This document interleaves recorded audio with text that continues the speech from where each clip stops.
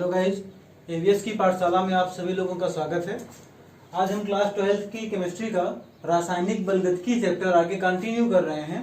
आज का टॉपिक है अभिक्रिया वेग का टक्कर सिद्धांत। इससे पिछले वीडियोज में हम लोग अभिक्रिया का वेग नियम और वेग स्थिरांक के बारे में पढ़ चुके हैं। उन वीडियोज को देखने के लिए आप हमारे डिस्क्रिप्शन बॉक्स में जा सकते हैं, वहां पे उनका आपको लिंक मिल जाएगा, वहां से आप उन वीडियोज को देख सकते हैं।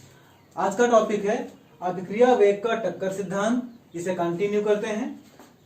सबसे पहले ये जान लेते हैं कि अभिक्रिया वेग का टक्कर सिद्धांत आखिर महत्व क्या है इसका, क्यों पढ़ रहे हैं हम अभिक्रिया वेग का टक्कर सिद्धांत। जब अभिक्रिया का वेग बताया था तब भी हम लोगों ने अभिकारक अणुओं की टक्करों की बात की थी कि अभिक्रिया का वेग डिपेंड करता है अभिकारक अणुओं की टक्करों पर। तो वहां पे जो चीजें हमने पढ़ी थी आज उनको यहाँ पे हम डिस्कस करने जा रहे हैं कि आखिर अभिक्रिया वेग का टक्कर सिद्धांत क्या कहता है, क्या पॉइंट्स हैं इसके। तो जैसे यहाँ पे हम लोगों ने देखा कि सबसे पहला पॉइंट लिखा है परस्पर टक्कर। अगर कोई दो मॉलिक्यूल रिएक्ट कर रहे हैं साथ में, जैसे हमारी रिएक्शन हम ले लेते हैं A2B2, इससे मिलके 2AB, ये एक मॉलिक्यूल है, ये दूसरा मॉलिक्यूल है, इससे मिलके एक नया मॉलिक्यूल बन रहा है, ये हमारी कोई रिएक्शन है। अब इस रिएक्शन में टक्करों का क्या महत्व है, तो सबसे पहला पॉइंट है परस्पर टकराना। अभिक्रिया वेग के लिए टक्कर का क्या महत्व है ये देख रहे हैं, ये मत भूलिएगा कि जो भी टक्करें हैं उनका डायरेक्ट इफेक्ट पड़ेगा अभिक्रिया के वेग पर। यहां पे दो मॉलिक्यूल जो A2B2 लिए गए हैं, जब तक ये आपस में टकराएंगे नहीं तब तक उत्पाद का फॉर्मेशन संभव नहीं है। ये दोनों मॉलिक्यूल जब आपस में कोलाइड करेंगे, जब इनके बीच में कोलिजन होगा, टक्कर होगी, तब जाके ये उत्पाद बनेगा। यानी कि इस सिद्धांत का पहला पॉइंट जो है कि अभिकारकों का आपस में टकराना आवश्यक है। अगर अभिकारक आपस में टकराते हैं तभी उनके उत्पाद में परिवर्तित होने के चांसेस बढ़ेंगे। अब दूसरा है प्रभावी टक्कर। यह पॉइंट क्या कहता है कि प्रत्येक टक्कर के फलस्वरूप उत्पाद बन ही जाए ये भी जरूरी नहीं है। इन दोनों पॉइंट्स को सबसे पहले क्लियर करते हैं। पहला पॉइंट कहता है कि परस्पर टक्करें होंगी तो उत्पाद बनेगा। दूसरा पॉइंट कह रहा है कि यह जरूरी नहीं है कि प्रत्येक टक्कर के पश्चात उत्पाद बन ही जाए। हर एक टक्कर उत्पाद बनने में सहायता नहीं प्रदान करती। तो प्रभावी टक्करें क्या हैं? वे टक्करें जिनके फलस्वरूप अभिकारक अणु उत्पाद में परिवर्तित हो जाए, ऐसी टक्करों को प्रभावी टक्करें कहा जाता है। दोनों पॉइंट्स थोड़े अपोजिट से लगते हैं, कंफ्यूजन हो सकती है कि एक पॉइंट कहता है परस्पर टकराने से उत्पाद बन जाएगा, दूसरा कहता है कि हर टक्कर के पश्चात उत्पाद बन ही जाए, ये जरूरी भी नहीं है। इसको हम इस तरह से समझ सकते हैं कि सपोज कोई दो मॉलिक्यूल हैं जो आपस में एनिमीज हैं, A और B, ये एक दूसरे के एनिमी यानी दुश्मन है, शत्रु है। अब ये अगर किसी सिटी में रहते हैं तो जरूरी नहीं है ना कि ये जब भी एक दूसरे के सामने से गुजरे तो एक दूसरे के ऊपर गोलियां चलाने लगे। क्या जरूरी है? नहीं। हो सकता है कोई पर्टिकुलर बात रही हो जिसपे नाराजगी रही हो तो इन दोनों के मध्य लड़ाई हो, और बहस हो भी हो सकता है कई बार दोनों लोगों के बीच में बस बहस हो और बहस हो के बाद खत्म हो जाए, गोलीबारी हो, खून खराबा हो, जरूरी नहीं है। प्रोडक्ट निकले लाल रंग का, ये जरूरी नहीं है। तो A और B आपस में टकराएंगे, लेकिन जरूरी नहीं कि हर बार टकराएं तो लड़ाई ही हो। क्यों? अभी इसके बारे में नीचे के पॉइंट्स में पढ़ेंगे कि ऐसा क्यों होता है कि हर टक्कर जो है वो उत्पाद में परिवर्तित नहीं होती। अब बात करते हैं थर्ड पॉइंट की, दहली ऊर्जा। ये जो थर्ड पॉइंट है और ये जो फोर्थ पॉइंट है, टक्कर सिद्धांत के सबसे इंपॉर्टेंट पॉइंट्स हैं दहली ऊर्जा यानी कि थ्रेशोल्ड एनर्जी और सक्रियण ऊर्जा यानी कि एक्टिवेशन एनर्जी।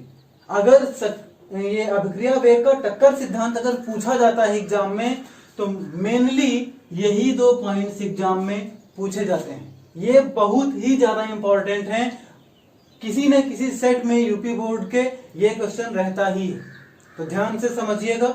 इनको डिस्कस करने से पहले हम एक ग्राफ समझ लेते हैं। अब हम ये जान चुके हैं कि परस्पर टक्कर क्या होती है और प्रभावी टक्करें क्या होती हैं। प्रभावी टक्करों को एक तरह से और हम सोच सकते हैं कि एक पॉइंट और है कि जब टक्करें हों तो उनका जो ओरिएंटेशन होना चाहिए वो प्रॉपर वे में होना चाहिए। एग्जाम्पल के लिए सपोज ये हमारा A2 मॉलिक्यूल है और ये हमारा B2 मॉलिक्यूल है, और अगर ये इस तरह से एक दूसरे से कोलाइड करते हैं तो ये प्रॉपर ओरिएंटेशन है, इनका ए इनके बीच से, इनका ए इनके बीच से टकराएगा और एक प्रोडक्ट का फॉर्मेशन क्या हो जाएगा, AB। अब सपोज मॉलिक्यूल हमारा इस तरह से है A और ये इनका हो गया B या दूसरा हो गया A, ये है B और ये भी है B। अब अगर ये आपस में टकराते हैं तो सिर्फ यही तो प्रोडक्ट को फॉर्म कर पाएंगे, ये तो नहीं। तो जाहिर सी बात है विक्रिया का वेग क्या हो जाएगा, कम हो जाएगा। ये इम्प्रॉपर वे है। तो मॉलिक्यूल्स का ओरिएंटेशन यानी उनकी दिशा, किस डायरेक्शन से वो आपस में टकरा रहे हैं, ये भी बहुत महत्वपूर्ण है। दोनों लोग एक दूसरे के दुश्मन हैं, लेकिन एक लोग चौराहे पे इस गली से निकल जाते हैं, दूसरे लोग इस गली से निकल जाते हैं, तो जब दोनों लोगों में कोई टक्कर ही नहीं होगी, मिलेंगे ही नहीं, इनका गए इसी चौराहे से, लेकिन ओरिएंटेशन दोनों लोगों का क्या था, चेंज था। ये इधर चले गए, वो उधर चले गए। वही चीज यहाँ पे है, मॉलिक्यूल्स का ओरिएंटेशन बहुत इंपॉर्टेंट है। अगर दोनों प्रॉपर ओरिएंटेशन से आपस में टकरा रहे हैं तभी प्रोडक्ट का फॉर्मेशन होगा, नहीं तो नहीं। अब बात करते हैं, एक ग्राफ है जिसको अगर आप समझ लेते हैं तो ये पूरा टक्कर सिद्धांत आपका क्लियर हो जाएगा। साथ में लिखते भी चलें, नोट्स बनाते चलें।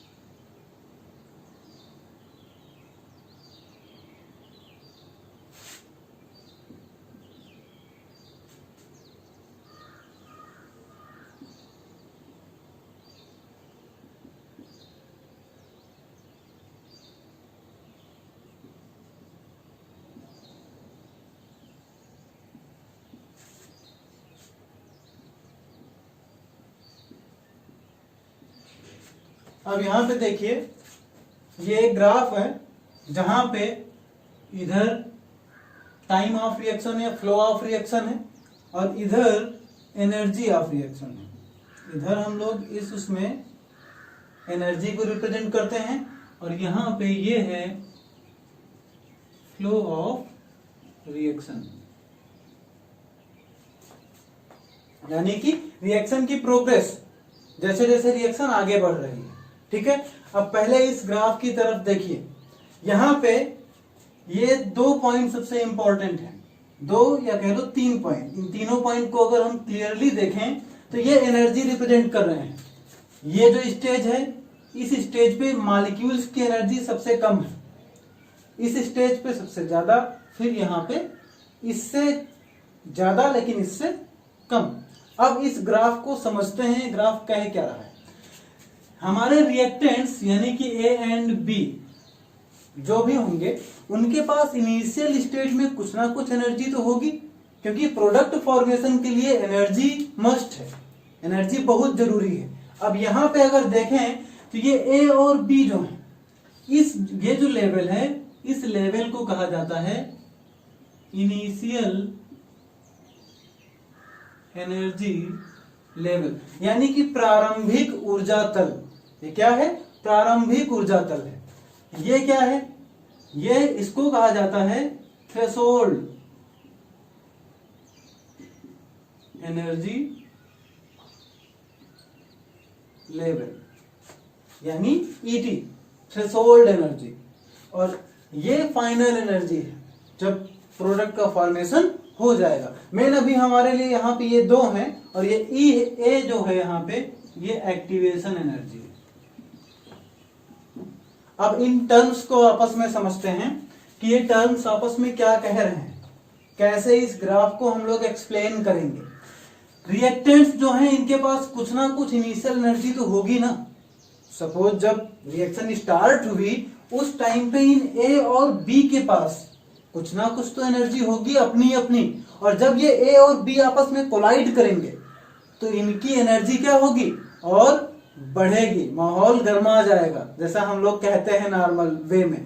जब ये आपस में टकराएंगे ए और बी तो इनकी आपस में एनर्जी एक्सचेंज करेंगे और इन दोनों की एनर्जी बढ़ जाएगी।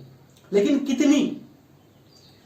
प्रोडक्ट में किसी भी रिएक्टेंट को बदलने के लिए कितनी एनर्जी जरूरी होती है कि आपस में टकराएं और उस एनर्जी तक पहुंचे तो प्रोडक्ट में वो बदल जाए। इसके लिए ध्यान देने वाली बात यह है कि ये जब रिएक्टेंट आपस में टकराते हैं तो इनकी एनर्जी बढ़ के एक फिक्स लेवल तक जानी जरूरी होती है, और उस लेवल को ही कहा जाता है थ्रेशोल्ड एनर्जी लेवल। जैसे अभी हमने पीछे बात की कि प्रभावी टक्करें हर टक्कर उत्पाद नहीं बनाती, तो सपोज दो लोग आपस में टकराते हैं और उनकी एनर्जी यहां तक नहीं पहुंच पाती, यहां कहीं रह जाती है, तो यानी ये उत्पाद में परिवर्तित नहीं होंगे। अब कोई दूसरे मॉलिक्यूल टकराते हैं और उनकी एनर्जी इस लेवल तक पहुंच जाती है, तो वो तुरंत अगले पल किसमें बदल जाएंगे? उत्पाद में बदल जाएंगे। तो ये थ्रेशोल्ड एनर्जी लेवल क्या है? थ्रेशोल्ड एनर्जी यानी कि इसी को कहा जाता है देहली ऊर्जा। थ्रेशोल्ड एनर्जी लेवल को ही क्या कहा जाता है? देहली ऊर्जा। देहली ऊर्जा का मतलब है कि किसी भी अभिकारक अणु के लिए आवश्यक न्यूनतम ऊर्जा, किसी अभिकारक अणु के लिए आवश्यक न्यूनतम ऊर्जा जो उसको उत्पाद में परिवर्तित करने के लिए जरूरी होती है, देहली ऊर्जा कहलाती है। और यह तल क्या कहलाएगा? देहली ऊर्जा तल कहलाएगा। अब ये सक्रियण ऊर्जा क्या है? Activation energy, EA। अभी बताया कि जब कोई मॉलिक्यूल होगा तो इनिशियल स्टेट में उसके पास कुछ एनर्जी होती है और फाइनल स्टेट तक जाने के लिए कुछ एनर्जी चाहिए होती है। भाई इस लेवल को उठा के यहां तक लाने के लिए इतनी एनर्जी की आवश्यकता है या नहीं? भाई इस लेवल को उठा के अभिकारक के अणुओं को यहां तक लाने के लिए इतना गैप तो हमें पूरा करना पड़ेगा ना। तो किसी भी अभिकारक अणु के लिए आवश्यक वह न्यूनतम ऊर्जा, कह सकते हो अतिरिक्त ऊर्जा, आवश्यक वह न्यूनतम अतिरिक्त ऊर्जा। एक वर्ड याद रखना, यहाँ पे आवश्यक न्यूनतम ऊर्जा कही गई है और यहाँ पे एक वर्ड जुड़ा हुआ है अतिरिक्त। एक्स्ट्रा कितना चाहिए? इतना तो है ही इनके पास, और अगर इनको इतना और मिल जाए तो ये उत्पाद में बदल जाएंगे। तो वही चीज कही गई कि किसी भी अभिकारक अणु के लिए आवश्यक न्यूनतम अतिरिक्त ऊर्जा जो होती है, जो उसको उत्पाद में परिवर्तित करने के लिए आवश्यक होती है, क्या कहलाती है? सक्रियण ऊर्जा कहलाती है। समझ गए सभी लोग? अब यहां पे देखो तो सक्रियण ऊर्जा को हम लोग डिफाइन कैसे कर सकते हैं, फार्मूला कैसे लिख सकते हैं? टोटल देहली ऊर्जा से, ये तो टोटल है ना हमारा, सपोज इसको हम एक लेवल मान लेते हैं 100। अब अगर ये 100 है और ये 10 है तो जरूरी कितनी है? अभी इस 10 को 100 तक ले जाने के लिए हमको कितनी एनर्जी और चाहिए? 90। कहां से निकाला?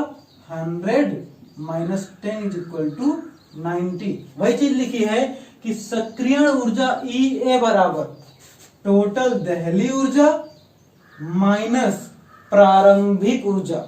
टोटल कितनी चाहिए? 100। पहले से कितनी थी? 100 वो 10।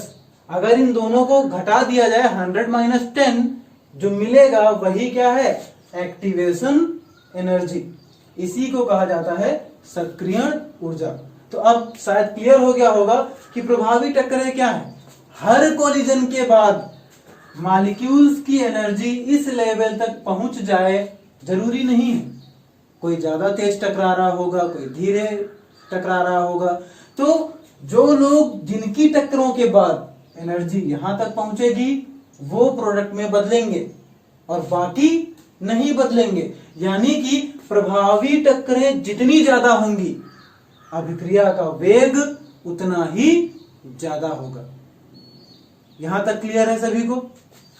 अब बात करते हैं इसकी यूनिट की। जो सक्रियण ऊर्जा होती है हमारी, इसकी यूनिट पूछी जाती है एग्जाम में, तो कैलोरी पर मोल या जूल पर मोल में इसको मेजर किया जाता है।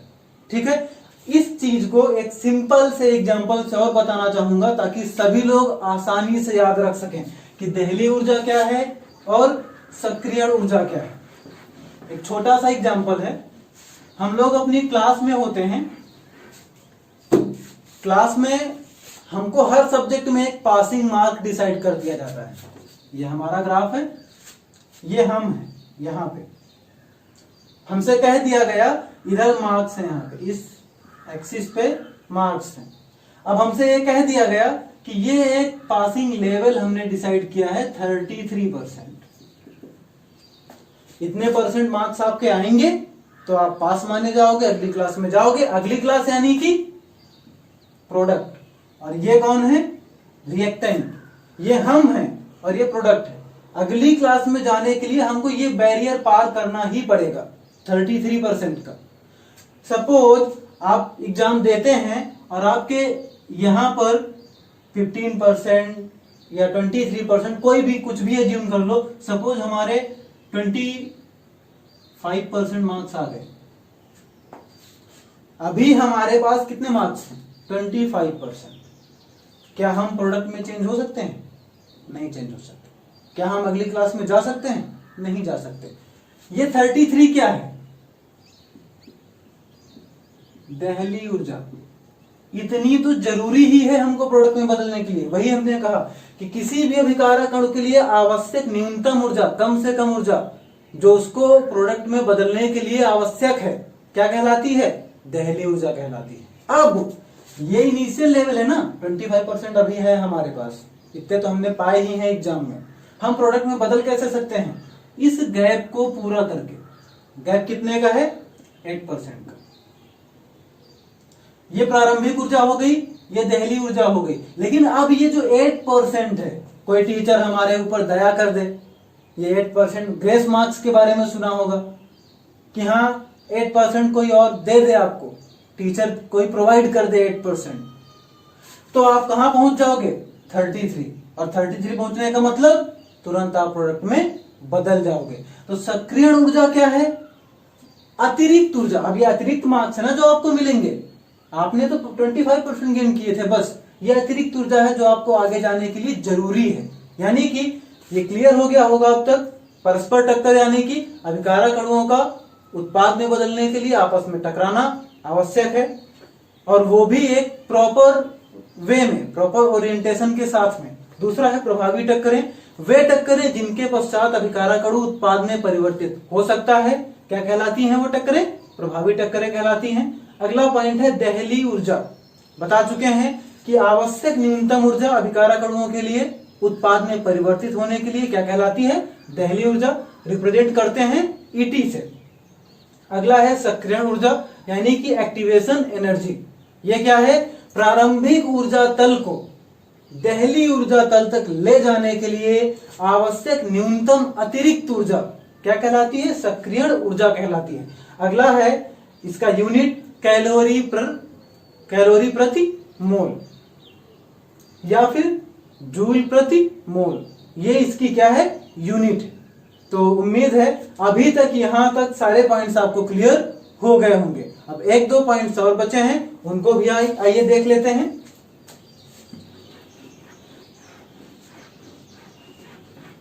आइए अब हम देखते हैं नेक्स्ट पॉइंट, जहां पे यह बताया गया है कि जो हमारी सक्रियण ऊर्जा है वह सक्रियण ऊर्जा ना तो ताप पर निर्भर करती है, यानी कि ना तो ताप से परिवर्तित होगी, और ना ही सांद्रता पर निर्भर करती है।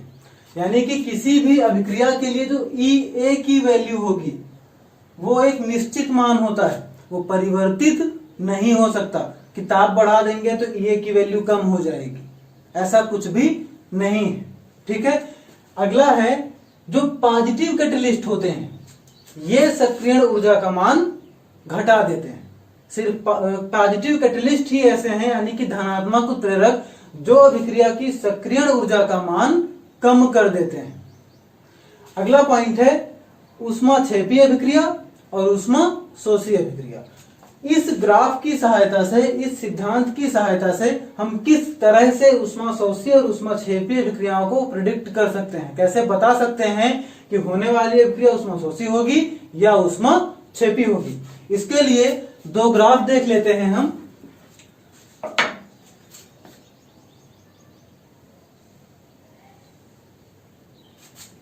एक ग्राफ है ये और एक है ये रिएक्टेंट है, ये प्रोडक्ट है, और यहां पे हमारा होता है एक्टिवेटेड कॉम्प्लेक्स। एक्टिवेटेड कॉम्प्लेक्स क्या होता है? अभिकारक अणु जब आपस में टकराते हैं तो दहली ऊर्जा तल पर पहुंच के वो एक्टिवेट हो जाते हैं, यानी उत्पाद में बदलने के लिए पूरी तरह से रेडी हो जाते हैं, उनके बीच में बंधों का बनना स्टार्ट हो जाता है। इसी को कहा जाता है मध्यवर्ती अभिक्रिया, मध्यवर्ती भी कह सकते हैं।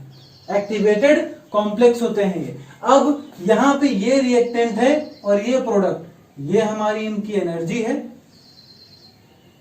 अब अगर इसकी बात करें तो हम जानते हैं ये EA है, लेकिन ये किस चीज का EA है?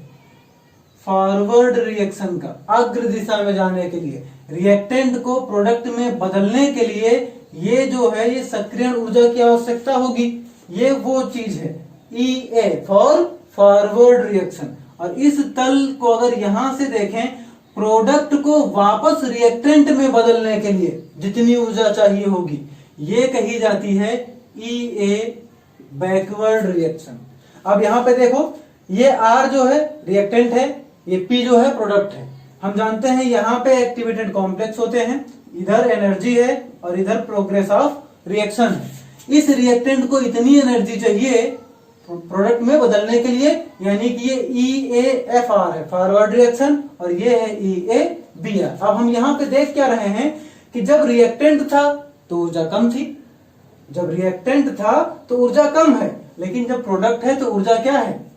ज्यादा है। यानी कि ये एनर्जी गैप आया ना, रिएक्टेंट और प्रोडक्ट की ऊर्जा में इतना गैप आया कि नहीं, डेल्टा H। प्रोडक्ट की एनर्जी रिएक्टेंट से क्या है? ज्यादा है। और प्रोडक्ट की एनर्जी ज्यादा कब हो सकती है? रिएक्टेंट से उत्पाद की ऊर्जा ज्यादा कब हो सकती है? जब वो ऊर्जा ग्रहण करे, जब वो ऊर्जा ग्रहण करे। यानी कि इस केस में जो डेल्टा H के लिए है वो EA फॉर फॉरवर्ड रिएक्शन ये ज्यादा है EA फॉर बैकवर्ड रिएक्शन से। यानी कि अभिक्रिया किस प्रकार की है? ऊष्मा शोषी। अब अगर FR ज्यादा है और EA बैकवर्ड क्या है? कम है, तो यहां से डेल्टा H की वैल्यू क्या आएगी? पॉजिटिव आएगी। और ये चीज हमें क्या बताती है कि ये ग्राफ क्या रिप्रेजेंट कर रहा है? डेल्टा H पॉजिटिव है तो ये ग्राफ क्या रिप्रेजेंट कर रहा है? कैसी अभिक्रिया है ये? ऊष्मा शोषी, यानी कि इंडोथर्मिक। अब इस ग्राफ की बात करते हैं। यहां पे रिएक्टेंट की एनर्जी तो ज्यादा है, यहां पे रिएक्टेंट की एनर्जी क्या है? ज्यादा है, बट प्रोडक्ट की क्या हो गई? डाउन हो गई, कम हो गई। यानी कि रिएक्टेंट मॉलिक्यूल्स ने एनर्जी लूज की है। एनर्जी लूज करेंगे तभी तो डाउनवर्ड जाएंगे। ये डेल्टा H अब यहां पे क्या है? डेल्टा H क्या है? निगेटिव है। इस ग्राफ के लिए डेल्टा H की वैल्यू निगेटिव आएगी। क्यों? क्योंकि यहां पे EA फॉरवर्ड रिएक्शन जो है ये कम है, किससे? EA बैकवर्ड रिएक्शन से। और डेल्टा H की वैल्यू निगेटिव है, इसका मतलब ये जो ग्राफ शो कर रहा है, क्योंकि देखो इन्होंने एनर्जी पहले तो ज्यादा थी, लूज की, फिर कम हो गई, यानी ऊष्मा का उत्सर्जन किया जा रहा है। और ऊष्मा का उत्सर्जन हो रहा है तो यहां से हम ये कहेंगे कि ये जो अभिक्रिया होगी ये किस प्रकार की होगी? ये अभिक्रिया ऊष्मा क्षेपी है, यानी कि एक्सोथर्मिक है।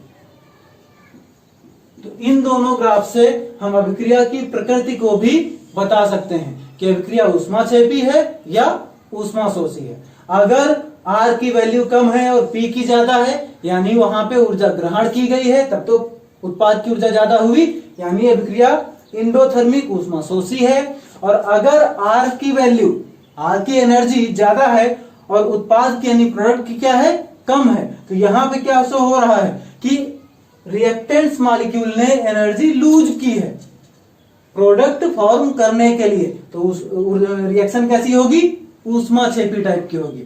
उम्मीद है आपको ये पूरा सिद्धांत अच्छे से समझ में आया होगा, और अगर अच्छे से समझ में आया है तो हमको ये कमेंट में जरूर बताएं कि आपको ये वीडियो कैसा लगा। अपने दोस्तों में वीडियो को शेयर करें और वीडियो को लाइक करें। Thank you.